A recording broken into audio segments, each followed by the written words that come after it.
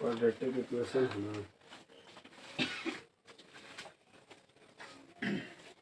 Quadratic equation में क्या है, चलिए पहले इसका स्टैंडर्ड फॉर्म समझिए। क्वाड्रेटिक इक्वेशन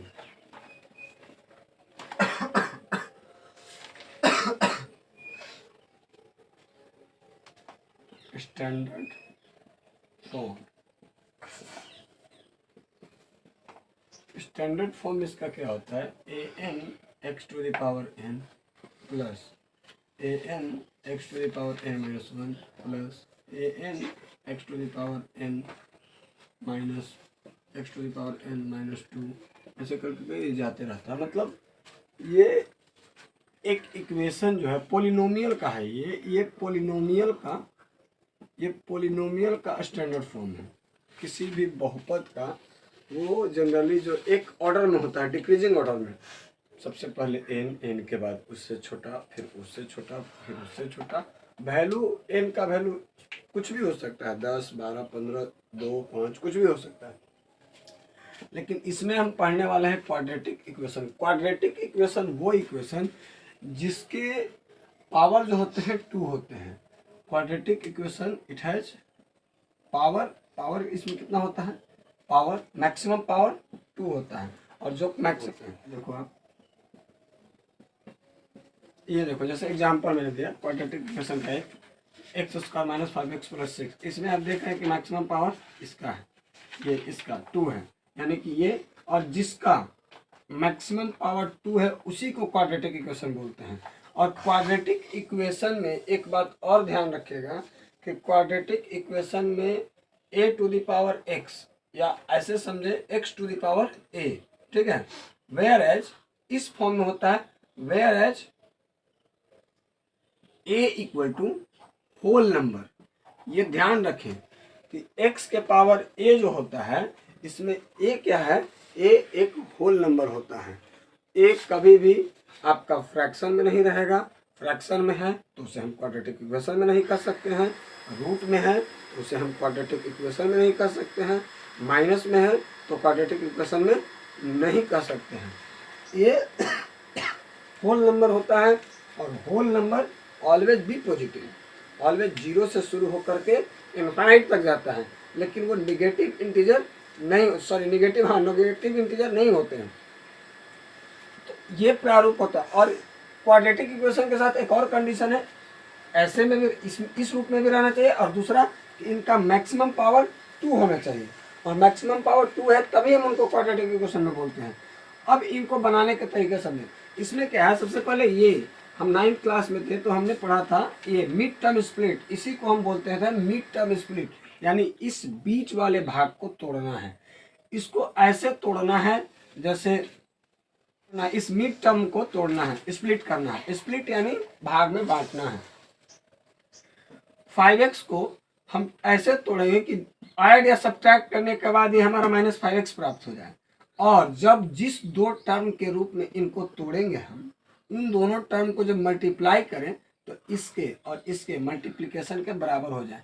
देखा जाए तो क्वाड्रेटिक इक्वेशन का स्टैंडर्ड फॉर्म क्या होता है, ax², ये स्टैंडर्ड फॉर्म है, ये standard form ax² plus bx plus c, ax² plus bx plus, यहाँ देखिए x² ax² bx plus c। यहाँ पे a की वैल्यू अगर हम देखें तो a की वैल्यू क्या है, a की वैल्यू कुछ नहीं है तो 1 है, b का वैल्यू -5 है, और c का वैल्यू +6 है, ठीक है। इस तरीके का यहाँ पे वैल्यू है। अब हम इसको हम स्प्लिट करना है हमें, -5x को। देखो x² -2x -3x प्लस 6, अगर हम ऐसा लिखते हैं तो -2 और -3 कितना हो जाएगा, -5। 2 निगेटिव इंटीजर्स आपस में एक साथ मिलते हैं तो वो जुड़ जाते हैं, तो -2 और -3 -5। अब इन दोनों को मल्टीप्लाई करें, 2 3 जा 6, 1 जा 6 के बराबर हो गया, 2 3 जा 6, 6 1 जा 6, इन दोनों के मल्टीप्लिकेशन के बराबर हो गया, 6 1 जा 6 होगा, और 2 3 जा 6। तो इन दोनों का जो मल्टीप्लिकेशन होगा, इन दोनों के मल्टीप्लिकेशन के बराबर होना चाहिए, तभी कहेंगे कि मिड टर्म स्प्लिट हमारा सही से हो रहा है। अब ये दोनों टर्म में अलग कॉमन टर्म, और ये दोनों टर्म में अलग, ये x² -2x है, तो इसमें हम क्या लेंगे, देखो दोनों में क्या है, दोनों में x है, x कॉमन हो जाएगा, इससे एक, क्योंकि एक ही x है, इसमें सिर्फ एक x है और इसमें 2x है, तो दोनों में से एक x कॉमन हो सकता है। फिर यहाँ से -3 कॉमन ले लेंगे, तो -3 कॉमन लेंगे, तो -3 में x से मल्टीप्लाई कर देंगे तो -3x, माइनस माइनस प्लस 3 2 जा 6। ध्यान रहे कि ये जो कॉमन लिया हुआ टर्म है आपका दोनों तरफ सेम होना चाहिए। ऐसा नहीं करना कि बस यहाँ जो लिख दे वही यहाँ लिख देंगे, ऐसा नहीं है। हमें कैलकुलेशन के आधार पर इसके बराबर ये आना चाहिए, ये सिस्टम होता है। जब कैलकुलेशन के आधार पर इसके बराबर ये नहीं आता है तो फिर समझ लो कि आपका वो गलत है। तो अब नेक्स्ट है, ये देखो एक टर्म हमारा ये हो गया, एक टर्म हमारा ये हो गया। इन दोनों को हम कंपेयर करें तो इस दोनों में x - 2 है, इसमें भी x - 2 है, इसमें भी x - 2 है। x - 2 हम क्या करेंगे, कॉमन कर लेंगे। अब क्या बचेगा, x - 2 के बाद इससे x बच जाएगा और इसमें से -3 बच जाएगा। तो एक टर्म x बच गया, दूसरा -3 बच गया। इस तरीके से हम इसको इवैल्यूएट कर लिए। इस तरह से ये इवैल्यूएट हो गया है।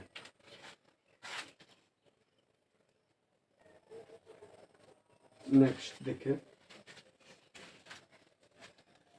अब क्या है, मान लो कभी कभी ऐसा क्वेश्चन आएगा जिसमें आपको मिड टर्म स्प्लिट करना बड़ा मुश्किल हो जाएगा।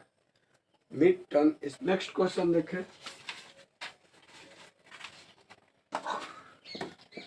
2x² - 5x + 3, ये एक क्वेश्चन है। इसका आपको दिया रहेगा, इसका मूल ज्ञात करें, मूल ज्ञात करें।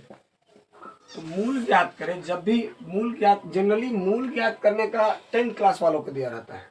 10th क्लास वालों को दिया जाता है कि मूल ज्ञात करें। मूल ज्ञात करने में आपको क्या क्या ज्ञात करना है, d = what and x = what। Finally तो आपको ये ज्ञात करना है, ये सभी।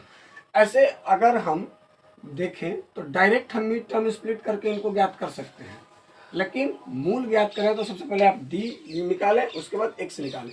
आपके लिए a इसमें कितना है, 2 है, b कितना है, -5 है, और c कितना है,